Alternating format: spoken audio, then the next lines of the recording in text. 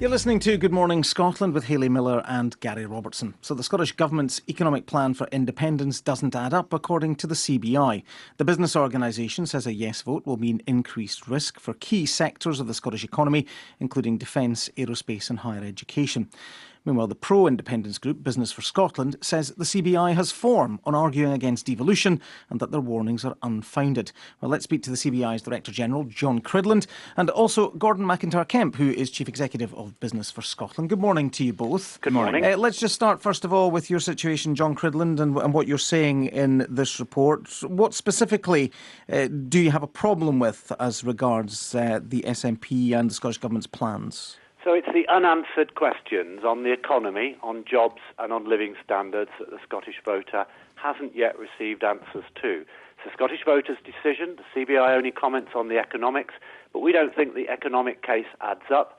Scotland won't be clear on its currency. It won't be clear on how it deals with its fiscal deficit. It's not clear on its tax revenues. It's not clear on its membership of the European Union.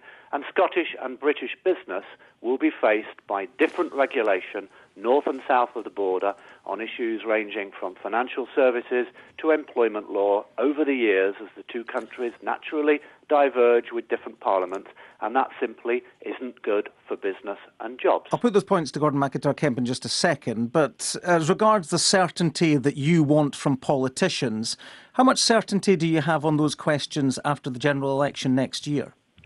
Business lives with uncertainty, and that's welcome to democracy. The question is whether we need more uncertainty. But doesn't a general election bring that uncertainty and the potential of a referendum on Europe if the Conservatives are re-elected? All the uncertainties that you've talked about there surely come with a general election too, don't they? The reality for business is it's whether a border from Gretna Green across to the North Sea creates more uncertainty or not. And the reality is if rules change, if taxes change, that's real uncertainty. Questions of general elections, questions of referendum.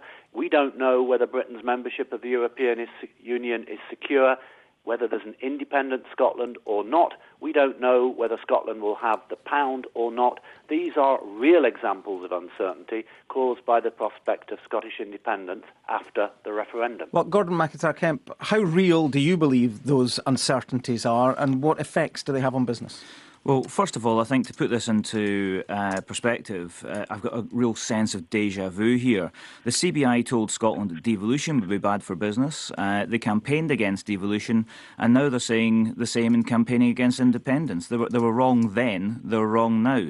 Because independence gives Scotland the powers it needs to actually grow our economy, to actually use the economic levers to invest in Scotland's future, to select bespoke solutions for Scotland's economy.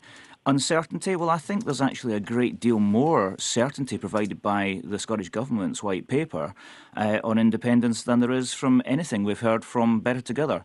One key area is that after the next general election, there's likely to be a in-out of the EU referendum. And most business people would actually say that's actually more uncertain for the future of Scottish business than independence is. Can you reassure John Cridland, can you give him definitive answers then on the questions that he's asking about when it comes to taxation levels, for instance, and he's talking about EU membership for an independent Scotland. Are there definitive yes-no answers to these questions at this stage? Well, no, there aren't definitive answers, but you can be pretty certain that Scotland will actually be a member of the EU after independence. And the reason for that is that independence is not a vote to leave the EU. You'd have to actually have a vote to leave the EU, and the Scottish people want to stay in the EU. However, the signs are that the mass population of London and the South East is considering leaving the EU. And the size of that vote versus Scotland says that after we've voted no, there's a very strong possibility to be ripped out of the EU against our wishes. So basically, I think the real credible threat, the only real uncertainty that matters to Scottish business is with a no vote, because we might actually be taken out of the EU by the population of London and the South East. John Cridland, just address that point that Gordon MacIntyre-Kemp made initially, that in essence your organisation has form when it comes to saying no for further powers for Scotland, so he would expect you to say the same about independence. Well, we've clearly said in our response to the White Paper, and the White Paper didn't answer any of these questions, which is why it was so disappointing. we've clearly said that devolution within the United Kingdom gives the Scottish citizen the best economic deal for jobs and living standards. But do you accept that's not what you said prior to devolution? Well, I wasn't Director General then. I'm Director General now. I'm talking about the future, not the past. I'm talking about what's good for the Scottish citizen after the 18th of September. And what's good for the Scottish citizen is devolution, and probably more devolution, within the Union. And I'm afraid Gordon's wrong on EU membership. EU leaders have been very clear. Scotland would not inherit the UK's membership of the European Union. It would need to apply. President Barroso has made that very clear. The CBI is campaigning to keep the whole of the EU, including Scotland, in the European Union. The best way to do that is to stay within the European Union. If the CBI was a balanced organisation and actually interested in what was good for Scotland and Scottish business, it would actually be asking the UK government to seek clarification on Scotland's membership, because Scotland itself isn't a country that is an actual member of the EU, and therefore the Scottish government cannot ask the EU to clarify our position.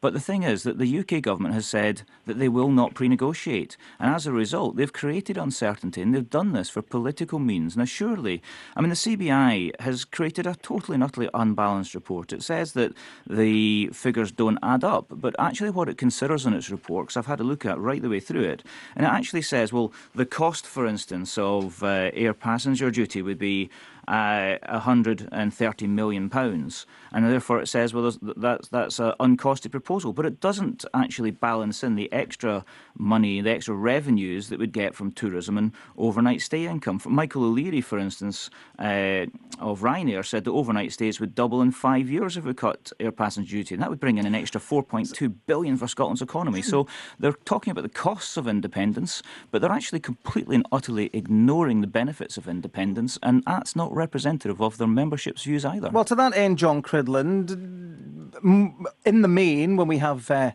budgets, your organisation argues for lower business taxes. The Scottish Government says, if there's a yes vote, they would lower corporation tax in Scotland to 3% below what the rate is set at Westminster. We've also heard there about air passenger duty being halved and then with an aim to ultimately reduce it. As an organisation, don't you argue for lower taxes? Wouldn't these measures be in your members' best interests? If I was a Scottish voter, I'd want answer to the question as to how an independent Scottish government can spend more money, a great idea, on public services, whilst also reducing taxes. But that's for politicians. But you call them politicians all the time to reduce taxes. I'm asking you specifically about taxes. North Sea oil and gas revenues.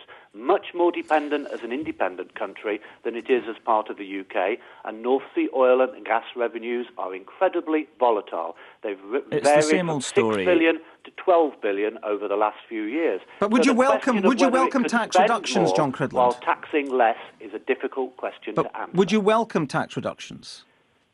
I welcome tax reductions across the whole of the UK. I don't want separate taxes for business in Scotland from the rest of the UK, because that makes it harder for businesses to invest. Well, I've got bad news for you, John, because we're going to get different taxes. We already have the ability to change that under devolution.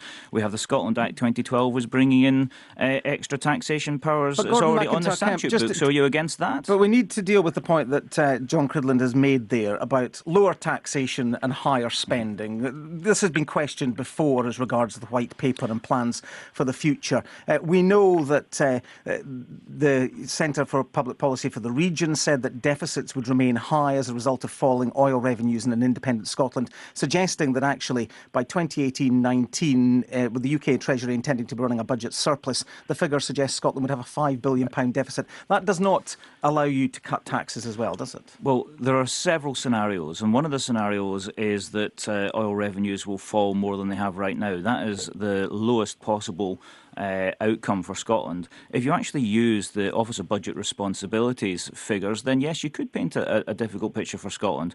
But actually, the Office of Budget Responsibility was set up by George Osborne. The leader of the No campaign actually said it's an extension of the Conservative Party. But it's not just the OBR's figures on oil that are wrong. The Scottish Government's figures were wrong as well. They were overly optimistic. Well, actually, no, because what's actually happened is 14% of the UK's oil and gas revenue dropped out of our accounts last year because of an actual shutdown, a technical shutdown in one field. And the Elgin field is actually coming back online now. We've also had a situation where George Osborne raided with a windfall tax from oil and gas in 2011, took about £2,000 million out. That closed down a lot of the marginal wells. So, and then, as an apology, having realised he got it wrong, he's brought in tax incentives to invest. That extra investment has lowered the profits that are declared. Ipso facto, it has lowered revenues. Oil price actually is fairly constant. And with all this extra investment going on because of the tax breaks that have now been brought in, the actual production and revenues from oil is likely to grow again after independence. John Cridley, let me just ask you a final question. If you got answers to all of the questions that you have laid out here, could you imagine supporting Scottish independence? We published a whole series of economic questions a year ago and looked forward to the answer in the white paper. We haven't had the answer. But if you got the answers... Business has got to make its mind up. Business has made its mind up. Business has not made its mind up. Business is actually moving towards independence. OK, gentlemen, we shall leave things there. Let me thank you both very much indeed. That's John Cridland of the CBI and Gordon MacIntyre-Kemp of Business for Scotland.